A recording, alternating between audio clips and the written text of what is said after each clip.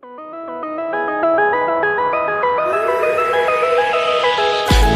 get your head in the game, 'cause your life is no mistake.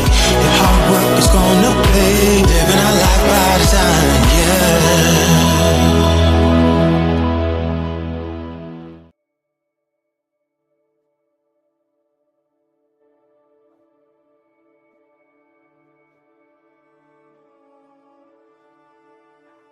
The re-education of kings. This is what we've been talking about almost 2 years now. And the more I get into this, the more I realize how significant this journey really is. There is nothing else, at least for me, in terms of this assignment, because the world is filled with lies everywhere. Someone asked me the other day, what do we think the greatest deception really is in our society, in our community? Apart from us knowing the fall of humanity, apart from being deceived by Satan, what is the greatest deception ever told or applied to the human experience? And I said, it's very easy. The greatest deception is food. It's what we eat. You know, in my research, I found out that decades ago, Kellogg's created a cereal simply to get people to eat breakfast and to say, if you eat it with bananas and you eat it with this, it's beautiful. You need this. Come to find out, this was never true. But we as a society bought into this. And now we're locked in generations later. Now, what does this have to do with dreams, visions, gifts, and talents?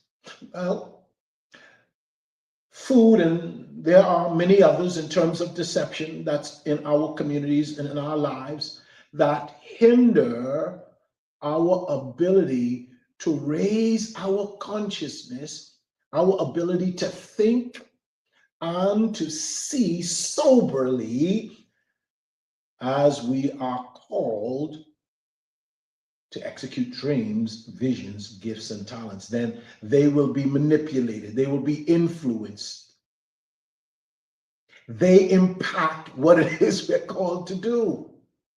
Yeah, it has everything to do with dreams, visions, gifts, and talent. In fact, one scripture boldly states, beloved, I wish above all things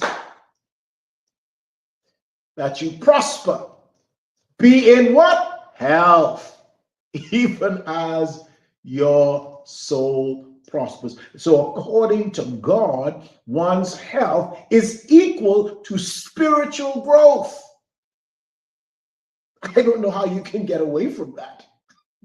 You know, I mean, the deeply spiritual ones would have you to believe you can disregard that, but it is ludicrous. Absolute ludicrous.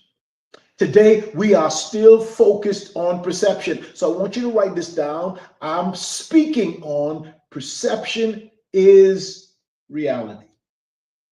Perception is reality. Now, I want you to listen to this very carefully. Get your pens, your notepads, your pencils, and take some notes, because anytime you are being taught, anytime someone is teaching or preaching to you, you should be taking notes so that you can preach to yourself. Listen carefully. I want to share something with you that I think you're going to find interesting. A professor by the name of Robert Proctor, he was a professor at Stanford University in 1995. He had a question.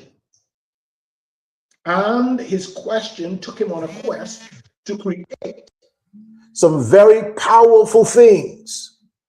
And one of the things that we have decided, or based upon that, is that wanted us to understand why we don't know what we don't know rather than just what we know. So here's what we're going to say. As we research this, we're going to take a technical break and we'll be right back.